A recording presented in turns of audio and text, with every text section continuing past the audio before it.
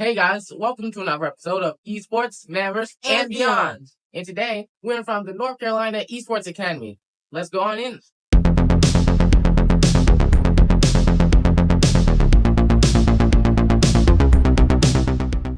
Hey guys, we're here at the North Carolina Esports Academy with its co-founder, Caleb Smith. Welcome to the show. Thank you for having me. Before we dive into today's episode, we'd like to ask you a few fun questions to get to know you a bit better. Are you up for a bit of fun? Absolutely. It's game time! What's your favorite video game and why? My favorite video game is Halo 3, and I'm kind of challenging to really describe why that's my favorite video game. The main thing is I really love that one. Playing it while growing up. I like the story mode. I like the competitive mode that it had. Halo was very ahead of its time when it came to like online competitive games, something that the new generation doesn't understand because there's a lot of cool things that came out. But back then, Halo was really the first to do a type of online interactive shooter game. That's a pretty good answer. Out of Nintendo, Sony, and Microsoft, which company makes the best video game consoles and why? I'd say Microsoft.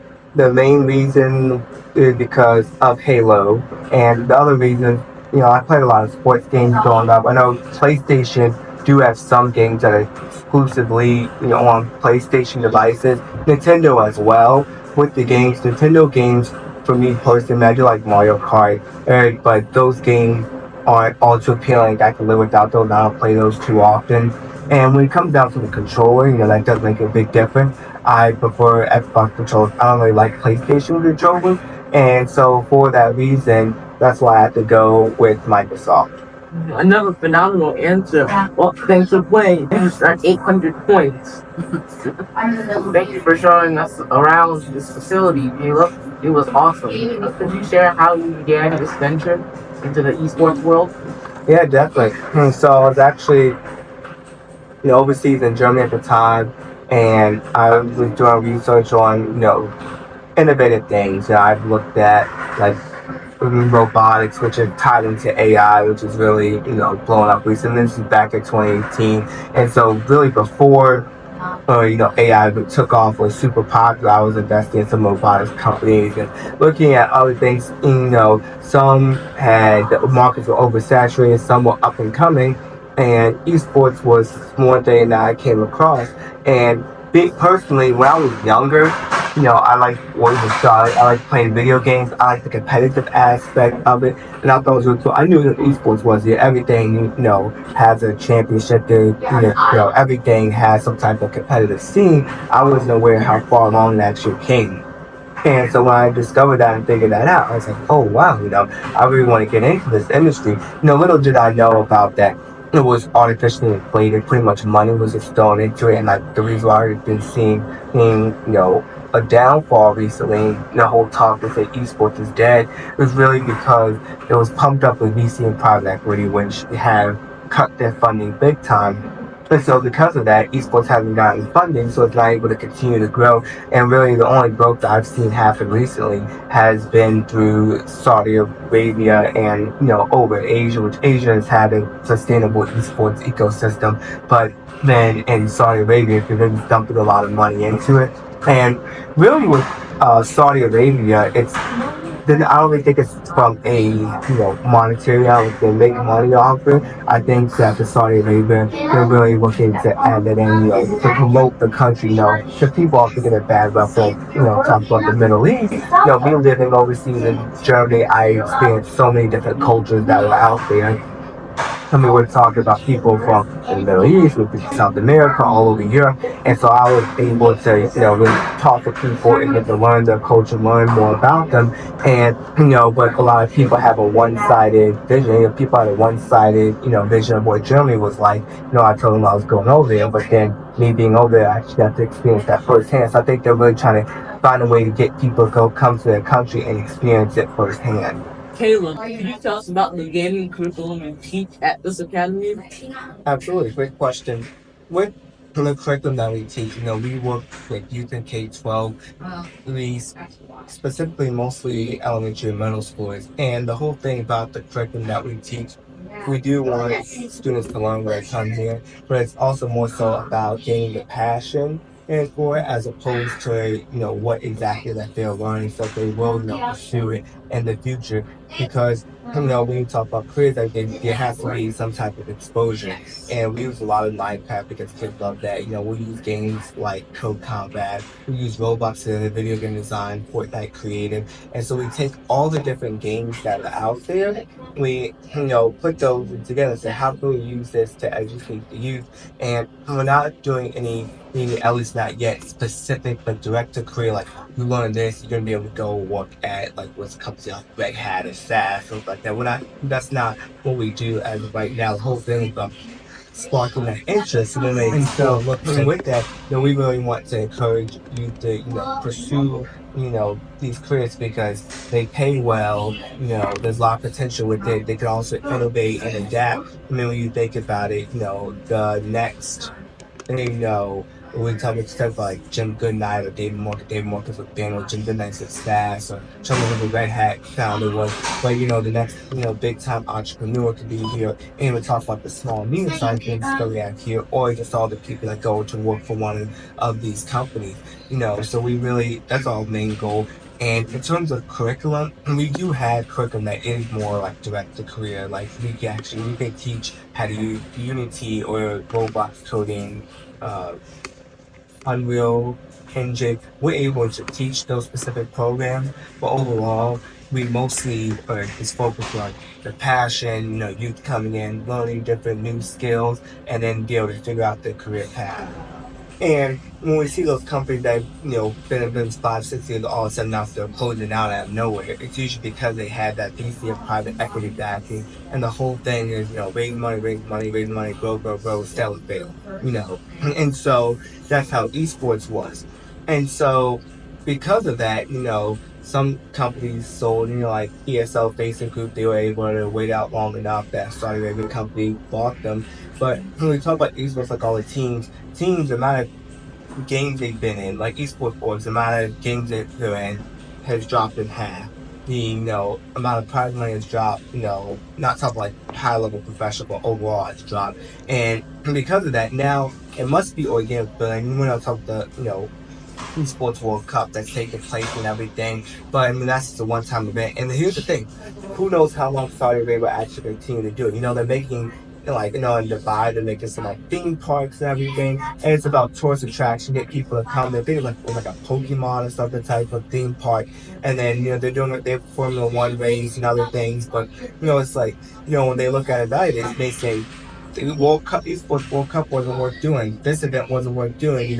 We don't want to have this anymore. They said we don't want to put money into soccer anymore, basketball, whatever the activity might be. And so, especially talk about here in the States, it must be sustainable. Like there has to be some way. Like I know even right now for the high school state championship for the high school esports league in North Carolina, they are paying $120,000 in prize money, which I think is ridiculous because why are you giving money out for a high school activity? Like no other sport. Like football, which football even makes money, especially a place like Texas, they don't get paid anything. I'm like, why are we paying, money out?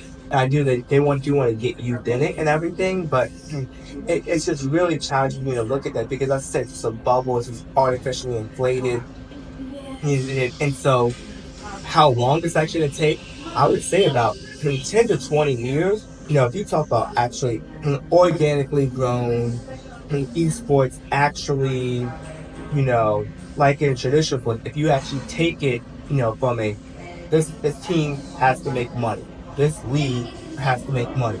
It has to be done in a way that's going to monetize and make money. League of Legends is one game I think that's on the right direction towards that. But that's really the direction. And so who knows how long that's actually going to take because people are still trying to raise money and throw money at it and everything, which, I mean, I do get that, people have this FOMO, they don't want to miss out on such an opportunity. But at the same time, the reason why, we've grown this business and it's done well and been successful is because, we have to, we're transaction based. We weren't didn't just have, $1 million dumped in and can do whatever we want, run the business how we want. We have to, sell products. and or services. And what we sell, that's something people want, and they're not going to buy. And so then when people are like, oh, I want this, I want this camp, I'm going to buy it. I want this birthday party, I'm going to buy it. And so then it's organically grown because we're giving what the consumer actually wants, as opposed to if we would have run. People do want esports tournaments, but I see a lot of organizations don't throw $10,000 into esports tournament and they only make $7,000 off it, so they lose $3,000. So keep doing that. Like, yeah, people do want tournaments, but is that a sustainable way? Is that going to actually monetize? And so, and when you think about even like professional sports, how long, like NHL, MLB, NFL, those took a super long time. Like leagues failed and everything, when they were trying to actually make it out big time. And it wasn't until, most past 10 years we've actually seen big time money. Like if you look at the money, like great athletes like Ray Lewis in football, talk about Michael Jordan in basketball, compared to the money now, they did not make that much money. Michael Jordan's entire career earnings was, I believe, under $100 million, when he actually played. You're talking about the best player in the league. Now you have players, nobodies, that make $100 million in like 3 years. So it's very challenging. Same, I guess, could be 10 to 20 years. It all depends on what goes on, overall. And then, but things have to be figured out. People, or organizations, the publishers, they have to find some way to figure out what's the best way, to do this right. Usually hosting esports tournaments at the Olympics will help speed up the process of popularizing esports. So that be popularized or monetized, or what way? Like how popularity for esports was in 2019, then the downturn after that. Do you think hosting esports tournaments at the Olympic Games potentially in 2028 would significantly increase the popularity of esports? So, yes, that would increase it. I mean, that's overall more exposure a lot of people go to and watch Olympics. So, the thing about the Olympics, though, is that they don't want shooter games in it. And so, even though they did, I don't know what it was, maybe it was like it was some event, Olympic event, they added esports, but the esports community was very upset about it. Rocket League was the only game that actually got a good amount of viewership because that was the only non-binary. Like you could have Fortnite, you could have Overwatch, you could have Call of Duty, and I'm trying to remember what other games are out there. Like one of them like Fishing Simulator or something. Like we were not happy as a whole. Like I was like, seriously, I was like, they should have not even offer esports. And so now they all talk about more of the virtual sports that are out there. So it's talk about you do paintball, but in like actual virtual reality or some type of simulator either environment that they're having sports be. The when I was in Dallas last year, there was a cool franchise called Activate where they had, it was actually real active, but you could tie it in with video games. One thing is more like somewhat of an AR type of simulation. Even most VR games are still, the competitive ones are still more shooter type, so they wouldn't allow those in yet. I do think offering esports, we have to figure out, what way it should be. But another thing too, I believe with esports, like how, there's the esports World Cup. I think esports should make their own Olympics. Like I don't think, they should keep trying to tie in with sports because as you see, sports don't want esports as a part of it, And when you talk about esports, like, people talk about esports like it's one single thing, which is not. It's like you say sports, you have football, basketball, hockey, baseball, fit there with esports, you have Rocket League, Fortnite, you have Overwatch, League of Legends. And so if we actually say, and that's another thing too when we talk about esports now, the popularity has to, grow overall forward. And so when we take these, games, if they actually start in the Olympics or whatever type of event, at first, it's not going to be super big, grand, and massive. I mean, it's like anything else. You have to start somewhere.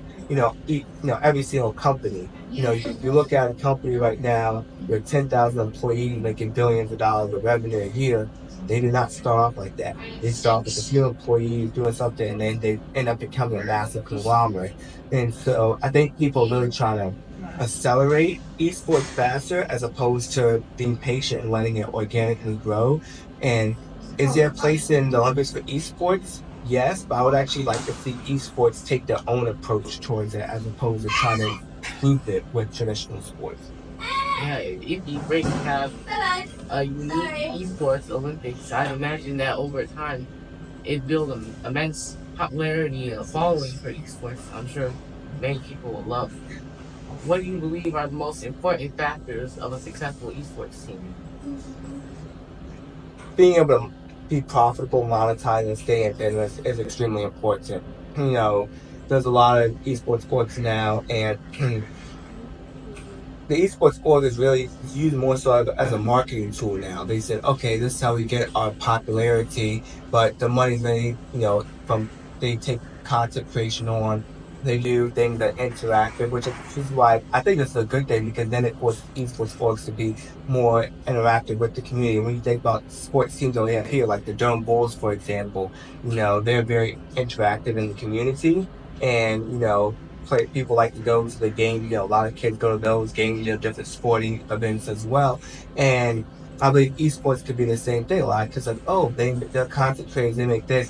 And the thing about esports is, as a player, you actually have to be good, and you have to be better. Like if a kid plays you or beats you, then no one's gonna they're like, oh, that's the name I beat him. But the thing is, if somebody's a YouTuber, you just have to be entertained. You'd be like, you take someone like Mr. Beast, which you can mix in like the gaming part and other cool things as well. But the thing is, they're gonna care more about, oh, it's cool, it's fun to be in these videos, gets a lot of views, as opposed to, oh, actually the esports team and everything. And we need to take a huge step back. Players soon are gonna, get paid nothing to very little to nothing. It's like until it's monetized, you talk about prize money and everything, but prize money is just one way. It wasn't until TV came around that traditional sports teams started, generating revenue. And same thing, with the esports. They're not signing these multi-billion-dollar, TV rights. If they Overwatch signed one with YouTube for 3 years, over $180 million. I don't think the team can even get any of it. So it wasn't a lot. So there has to be some way of actually monetizing for these teams, and which it means that the players are play for very little. And we talk about, baseball players back in the 40s. I mean, they were making poverty wages. And so, people like, we have to, really take a significant step back, which is going to be very challenging for players that, making $500,000 a year to file billing, you're making, 30,000. So that's one thing. And then, they rely a lot on sponsorships. And that's another thing, like, people geared more towards the content creators than on, specific sponsors. And like I said, esports is a very tough position right now. It's going to take, rebuilding to do. So I believe adding the content, piece will help the sponsorships. But the thing is, overall, people should look to make more of an overall brand, that people are going to want to follow. Like, with Mr. Beast is a brand, Ninja, which Tyler Evans, that's a brand. A lot of these people want to buy their apparel because of the brand. People want to, watch them because of the brand. They want to, go and be in their videos because of the brand that they have. And so, and that's why I really think esports should, push itself towards, because it's like, in terms of talking about, being the best, it's like, well, you have to continuously win. If you're not continuously winning, people don't care about it. But if you're entertaining people like it, there's a lot of, athletes, something like tennis or another sport that, they're not the best overall, but they're very entertaining. And so people like them because of how entertaining. Like, they might be like 24th in the world, but everybody knows them, wants to autograph or take pictures with them, shouts when they come out because they're so entertaining when, they're out there. So it's challenging for me to say. I mean, I'm not in that space and I haven't actually done it, but what I have seen, things that have been successful within esports, it's really that there needs to be a focus on profitability. Do you think the future of esports should stay on streaming services such as YouTube and Twitch? Or do you think it should expand beyond that? Well, it should stay on those. I think it should expand beyond those. And the issue with YouTube and Twitch is that they're free-ish. So, like they sell the ads, more people watch it, they will sell ad revenue. Or if you don't want to see the ads, you can pay a month, the whole term. If it's free, you're the product. And so, Twitch and YouTube, they do pay. Like if they want to showcase, NFL or whatever it might be, they do pay to have those. So same thing, they're going to be paying to have, League of Legends or Overwatch on. But the thing is, when you look at terms of viewership, like you talk about, NFL games, how many people turn those on? How long they stay? They talk about esports. Like in comparison to traditional sports, very few people turn. They stay on for like 2 minutes and then get off. They don't engage a lot. And so the thing is, we talk about the amount of ad revenue that's made from that.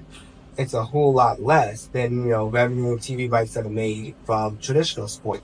And so it's all relative because they want pretty much what they want to do was traditional sports were like this long time bottom, either tank somewhere in the bottom, and then started going up and recently it's exploded. Esports they did this with it, and then now it's tanked. And now they're trying to do this again with it, as opposed to like having steady, consistent growth. The character development. That's one reason why, parents put their kids in crime. No one's thinking about, karate champion, anything like that. That's why parents like sports as well. And it's because of what you get to learn. So, for example, today in camp, they're having to build a farm. And they're having to work together in a farm. So, learn communication and teamwork, learn how to work with the others, and communication skills, all those which are necessary in the workforce. And that's one reason why, we really like it because we're teaching, the technical skills that I talked about, actually the video game design, and then we're also teaching, the kids the life skills because it doesn't matter how good somebody is at something, if you can't show up on time, you're not going to be, able to work well at a place. If you can't work with others, if you can't take constructive criticism, if you can't listen to all, the what they call soft skills, all these character life skills, those are extremely important and what employers are looking for. And so we're, going to say that killing two birds with one stone by we're combining both of them, we're going to teach at the same time technical skills and the soft skills for them to be able to go and actually be productive in the future workforce. Great. Here at your academy, you used to play professionally in esports tournaments and competitions? We have had sort of some ish. So with the y'all know like the competitions they have like when they have Cash Cup for example, FNCS, Apex has the ALGS. We have had players play in those competitions, so those are professional style events. We have not had, at least to my knowledge, any actual pros. Now, it depends on how picky you want to be when you talk about pro, because they go to a tournament and win, $100 in prize money, and you call them, I guess, technically that does make them a pro. So we really have had some of those. Overall, we still focus on it. It's still mostly elementary and middle schools, and a lot of them, they do look for the exposure. One thing was that, and I really took this, so a person, at one of the high schools I went to, he was a basketball coach there, and he also ran his own, basketball training program. And they said his whole business strategy was, he said, I don't go after the top players. I'm not going to get any of those. He said, no, I want to get those. So I focus on the bottom 90%. Because if you have a pool of 100 players, everybody wants the top 10 players. They want to coach the best players. And he said, the bottom 90%, usually no one wants to coach them. But he said with that is that they still want to play. They may have a goal of, they're on JV, but want to make guards the sophomore year. He said they may want to get extra playing time. Their goal may just be to make the team this year. So he said they all had, a specific goal, even though their goal was not, I want to go play Division One, I want to be in the NBA with them. He said, everybody needs to focus on those.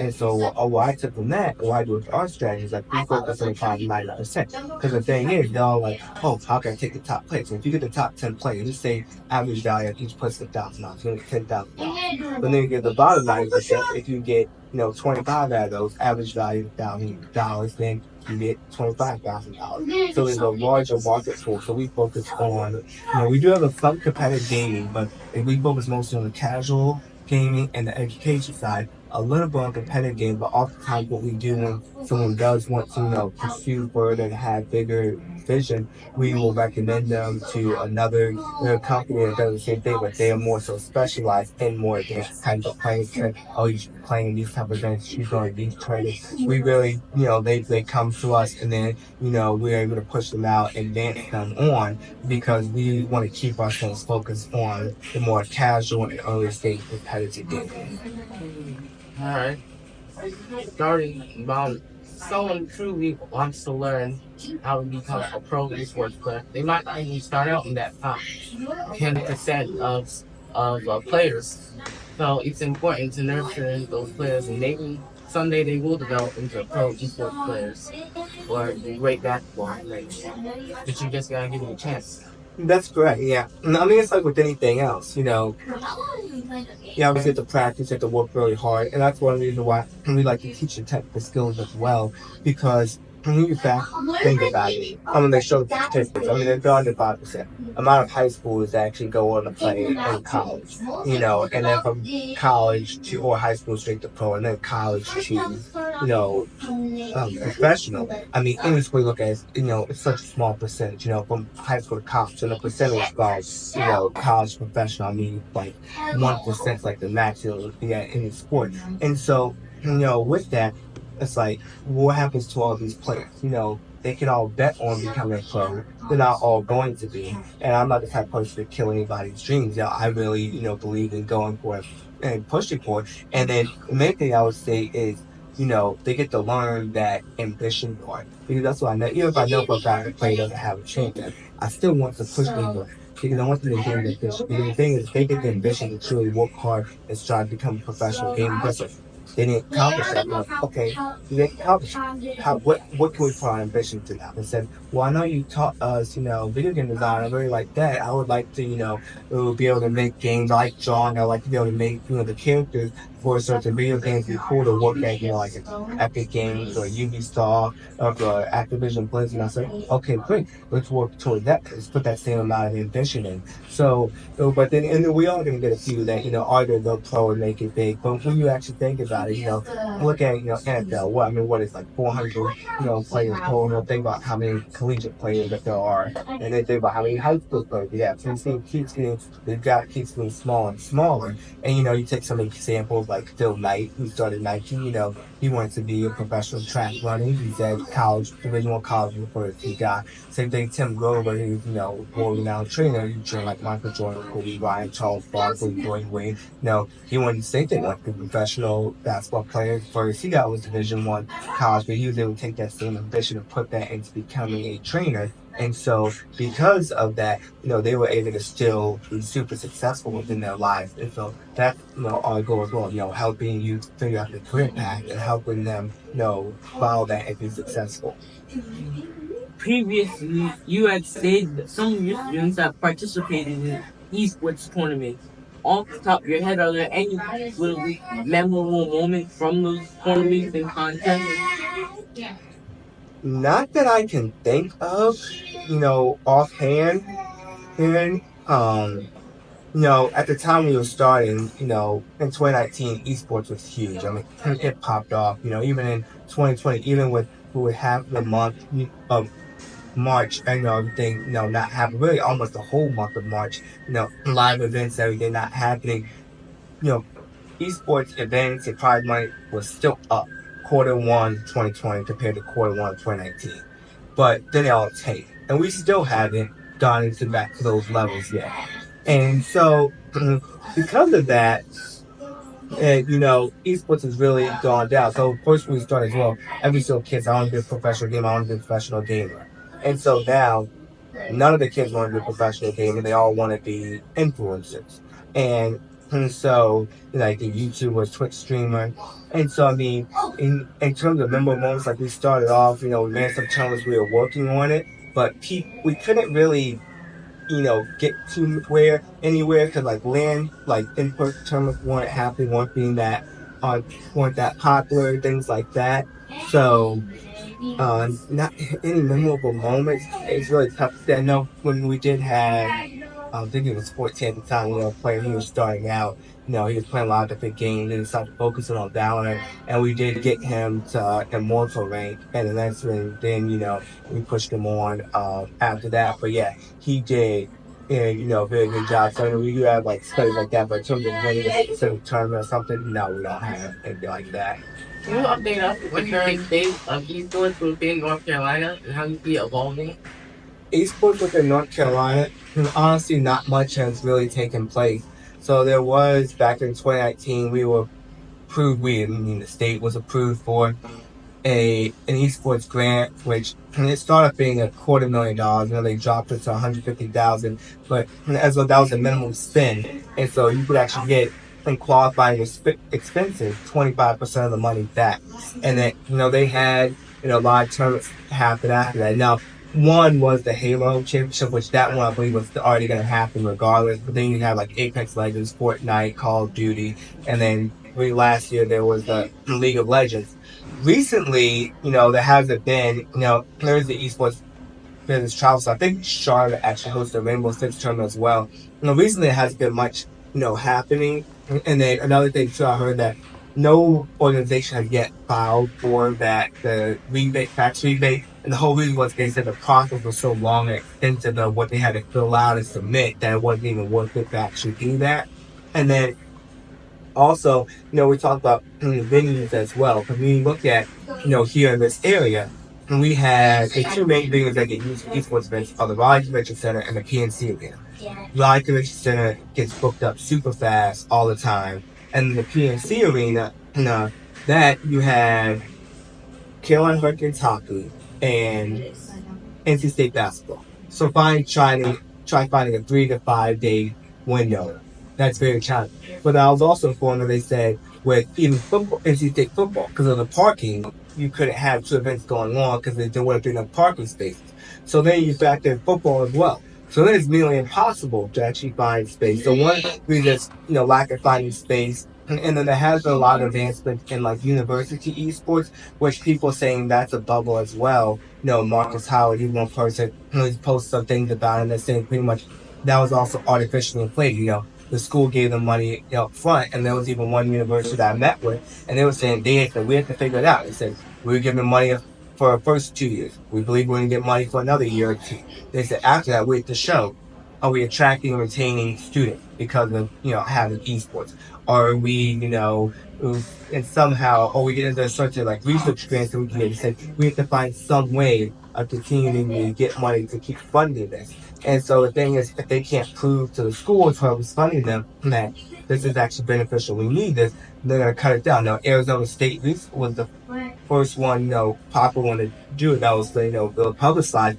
They cut a lot of, extracurricular activities and, student perks, and that was esports was one of them. University talk about enrollment's down, retention's down. And so even though you may see that first happen, but they have to really look back and say, what statistics, what data? Are you proving that more? How can you prove that more students are coming? How can you prove that students are staying here because of the esports? How are you proving that students are getting extra opportunities because of having this program? And then that's North Carolina. There's also a statewide esports thing, which I mentioned earlier. So it's actually pretty interesting. Towards the end of this month, the Esports Business Travel Summit, which is like an international travel summit. That actually, it was in Canada last year. Raleigh's actually hosted at the convention center. And then on the last day of that summit, there's going to be the NC Esports Summit, which is geared around Parks and Rec's destinations like Convention Bureau, Sports Commission, and then municipalities of Parks and Rec are sort of intertwined. And so I have some strong opinions on this event, but I'm gonna wait till afterwards actually expressing those, make sure I'm right first about it. But that's taking place, and then the state championship for Best of the Varsity Esports STEM League is taking place, that Friday and Saturday. And so, I think that's great. I think they did a great job of looping all these events into one, and putting them all together. So we'll have to see what takes place with that. I know there's a couple other, esports events that are happening in this area. Nothing I would say is just like, huge and massive. I know the FGC tournament happening. I believe it's in August. And then, there may be some other events, planned for the future, but haven't heard. In terms of esports in North Carolina, there was a whole lot of hype around it. Plus two, we don't have a lot of businesses. So when you talk about esports meccas such as like North Carolina is the single one, they're not. But when you talk about esports meccas such as Atlanta or Dallas, there's a lot of businesses there. Like they are bringing in the esports events, but the main thing is there's a lot of businesses that are doing things, esports on a consistent basis. Like us, we're really the only one. I know there's a couple others brings up of doing things esports on a consistent basis. There's not that many. The other one hasn't even been around for a year, so I feel like we need a couple years at least establish some credibility. But the thing is, there's so many businesses in those areas that are successful. I know Danny Martin was had on the podcast. He's done a great job with exposure. But when I was there in Dallas and talked to all the people how much further we're along where we're here, here in the Raleigh Durham area, and then Charlotte has a decent amount of businesses as well, but they're not doing things at the level that they are in like in Dallas or Atlanta. And so because of that, and plus Dallas and Atlanta also get like DreamHack and other large events like that. And so we're getting there, on the process. But the main thing that I saw, the main issue is that here in North Carolina, government's the one that's trying to do it. Stuff like through the university system, a lot of like the General Assembly, they're pushing things like the Convention and Visitor Bureaus, maybe trying to, do things within esports, but as opposed to in Atlanta, Dallas, it's all businesses. And they said, oh yeah, well, the school system, they, gave us this contract. And so, oh yeah, the city here, they gave us this amount of money, they gave us this grant, to help against us with doing it. So they're allowing the business to do it because government moves slow. They don't innovate and adapt as well. It's our business that we're constantly innovating and adapting, and we're doing the right things. And the way that we're doing the right things, because like I mentioned before, we have to make money in order to keep going, to sustain. If we were just given money, then we could do whatever, but whatever we did may not have been the best thing for esports. And so, that's why I really see the issue being. Now, I mean, within North Carolina, it's really just a thing of time will tell. To the extent we did a great job at a lot of great esports events, happening to take place. Talk about the tournaments, we have the esports business travel summit, but in terms of actual like tournaments, everything going on, we see, there was a lot of hype around it initially, but in the past, really, I mean, I believe it was always been over a year since we've actually hosted, a major esports event, and we haven't really announced any for a while. The goal was to bring, I believe, like 8 to 12 events total. We're talking about local, regional, national, international here in the area. And, that goal was set about 5 years ago. And we have seemed to be hitting that, goal here. So there's a lot of work to be done, within esports.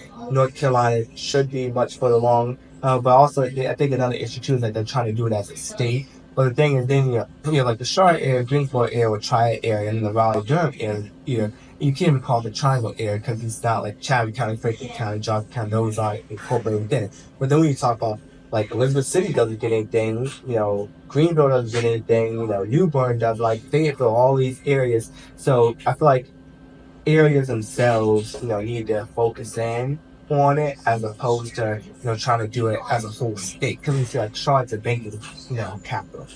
This area is not. This is a tech hub. You see other areas, this is also a great amateur sports hub. So Greensboro, I'll say as well. Charlotte is more of a professional sports hub. So every area is different. And that's what I think we really have to figure it out when you're talking about, esports in the area and within North Carolina. So I do believe that, an area in North Carolina is going to become an esports hub, but I just don't think, it's on track the way things are currently going. So far, in this particular area, do you feel as if local colleges and high schools have really helped make a positive impact to the esports community? No. Just to say, UNC, for example, they have like an esports lab that just anyone in the students can use. They haven't started a program yet. NC State have just opened their lab recently. They're going to be starting an official program.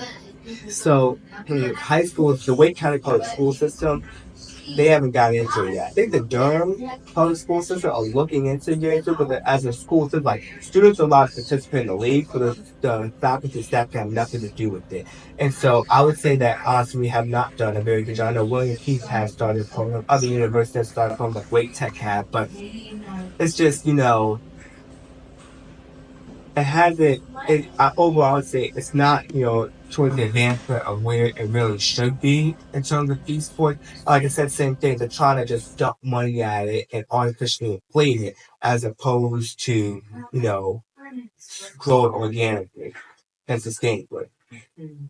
What final piece of advice do you have for aspiring esports players? Aspiring esports players, I say go for it, chase your dreams. And then, learn as many skills along the way, because this will be beneficial, but network to as much as possible. Build yourself a brand as well, because having that personal brand is going to take you a whole lot further than being an esports player. Because Ninja, for example, was once an esports player. Even talk about people that work at companies, they build a personal brand with themselves, and then they go to other companies, and the customers will follow them. So build that personal brand, get out there, do the best you can, work very hard at it. Phenomenal advice. Really amazing advice. Yes, thank you, Caleb. And before we go, could you share with us the vision you have for the future of North Carolina Esports Academy? Absolutely. North Carolina Esports Academy, our goal is to continue to grow and expand organically and sustainably. Whatever that may mean, the future, whatever it holds, it could be mobile, could be VR, or, whatever types of, esports is in the future, could be iRacing, continue to innovate, adapt, and we're still going to go with our current mission. We still want it to be entertaining and fun, but at the same time, we want it to be beneficial and help develop the youth with what we do. And I mean, only time will tell me, North Carolina Esports Academy, this is a part of the large overall big picture vision. Where can people find out more about the North Carolina Esports Academy? We have a website, ncesportsacademy.com. And then if you could search me, Caleb Smith, and you'll find different, articles that we've written about us, and find different news. I've been on interviews, this being one of them. I've been on other interviews as well that people are able to watch. And then, pick the phone call or email us. I'd be happy to chat with people, about the Esports Academy or about anything, esports or business related in general. Thank you, Caleb. You're very insightful about the esports industry. I'll see you guys on the next episode of Esports, Maverick, and beyond. Bye.